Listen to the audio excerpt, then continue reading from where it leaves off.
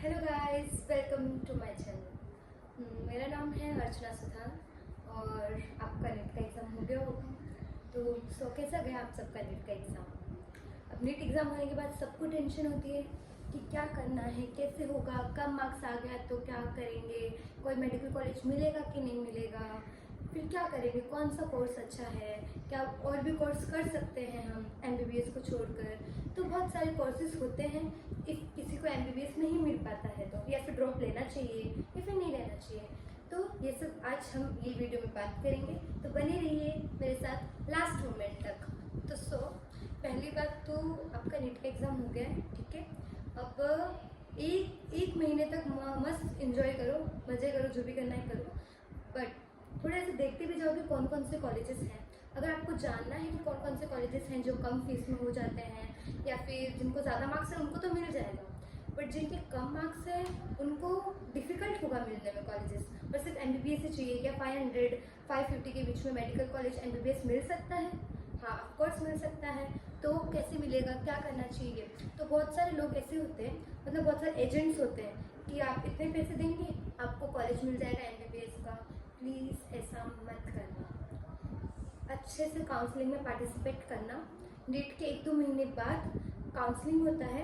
एक all India counselling होता है और स्टेट काउंसलिंग होते हैं। स्टेट काउंसलिंग में 85% सीट जो है स्टेट के बच्चों के लिए है, 15% जो है वो ऑल इंडिया कोटा के लिए है, ठीक है। और ऑल इंडिया में सबसे पहले फर्स्ट एमबीबीएस के राउंड्स होते हैं। एमबीबीएस और बीडीएस का होता है, उसके बाद आयुष काउंसलिंग होती है। आयुष काउंसलिंग में होता है बीएमएस, बीएचएमएस और यूनानी मेडिसिन, ये सब होता है। उसके बाद बीसीएससी नर्सिंग का भी अलग होता है। तो इन सब के अलग अलग काउंसलिंग्स होते हैं। तो काउंसलिंग्स में अच्छे से पार्टिसिपेट करना और कैसे कैसे काउंसलिंग के फॉर्म्स भरना है अच्छे से। काउंसलिंग जो है ना बहुत मेहनत, अगर आपने काउंसलिंग में गलती कर दी आपका पूरा साल वेस्ट हो जाएगा। और ड्रॉप लेना है कि नहीं, देखो, अगर आपको लगता है अच्छे से आप कर सकते हो तो वो एक बार ट्राई कर लो कि ड्रॉप ले लो। मैंने खुद ने 3 ड्रॉप लिए थे एंड मुझे चाहिए था वो मुझे नहीं मिला। तो मैं बोलने की चाहती हूँ, आप ड्रॉप ले रहे हो तो पूरा ध्यान उस पर रखो, क्योंकि बहुत आसान नहीं है नीट में मार्क्स लाना। मतलब कितना भी पढ़ लो, पूरा पढ़ने के बाद भी आपको चीज़ें नहीं आ रही हैं, ऐसा होता है। ऐसा सबके साथ होता है कि पूरा पढ़ लिया है तो भी हमें चीज़ें नहीं आ रही है, क्यों है ऐसा? तो फिर मतलब अगर आपको ऐसा लगता है कि हाँ आपके मतलब अच्छे मार्क्स आ रहे हैं, फर्स्ट हमारे अच्छे मार्क्स आए, तो आपको ड्रॉप लेके एक बार ट्राई करना चाहिए। ऐसा सिर्फ लोगों ने बढ़ा चढ़ा के रखा है कि एमबीबीएस बहुत हाई है, कूल लगता है, बट ऐसा नहीं है। सारे कोर्सेज अपने अपनी जगह पे सही है, सबकी रिस्पेक्ट होनी चाहिए सारे कोर्सेज की। जैसे कि अभी एमबीबीएस पर आयुर्वेदिक बहुत ट्रेंड में चल रहा है कि एमबीबीएस नहीं मिला तो आयुर्वेदिक में चले जाओ। हाँ, Ayurvedic is a good option. तो आयुर्वेदिक में भी कट ऑफ, मतलब लास्ट ईयर इतने ज़्यादा कट ऑफ गए थे ना, मतलब 500 अब भी आयुर्वेदिक कॉलेजेस नहीं मिल रहे हैं।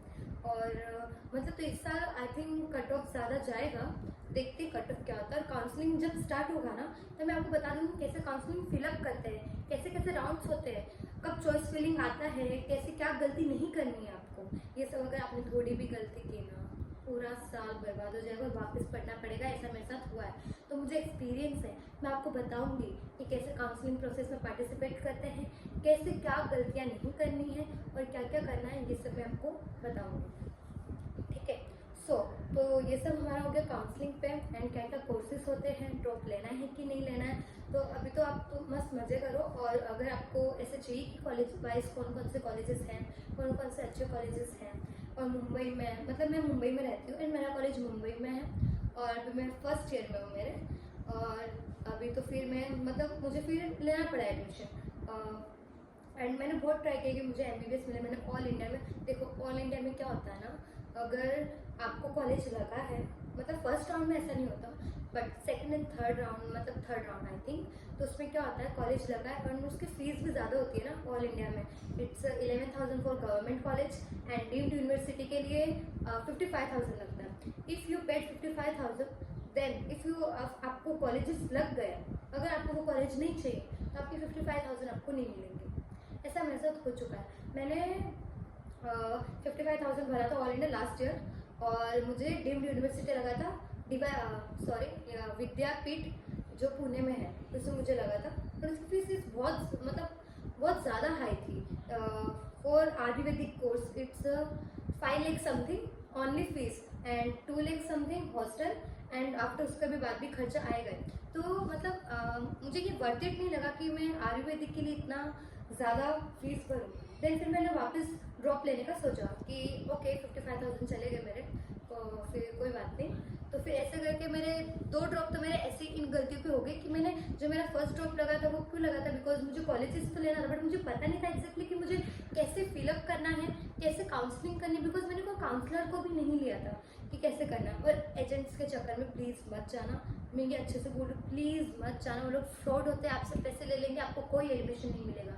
प्लीज़ कोई भी फ्रॉड के चक्कर में मत आना। और जब काउंसलिंग स्टार्ट होगा तभी एडमिशन होते हैं, उससे पहले कोई एडमिशन नहीं होता है। कोई भी कॉलेज एडमिशन नहीं लेती है, या फिर डायरेक्टली कोई कहीं कहीं मतलब हो जाता होगा बट नहीं होता है ऑलमोस्ट। कोई भी फ्रॉड के चक्कर में प्लीज़ मत आना। आपके पास बहुत कॉल्स मैसेजेस आएंगे कि यार यहाँ पे एडमिशन ले लो, कोलकाता में ले लो, यूपी में ले लो, ऐसे बहुत आएंगे। तो प्लीज़ सोच समझ के एडमिशन मतलब काउंसलिंग से ही लो, जितना ज़्यादा बेटर रहेगा। और आई प्रिफर कि स्टेट वाले ज़्यादा चांसेस होते हैं, 85% चांस होता है कि आपको सीट मिल जाएगा।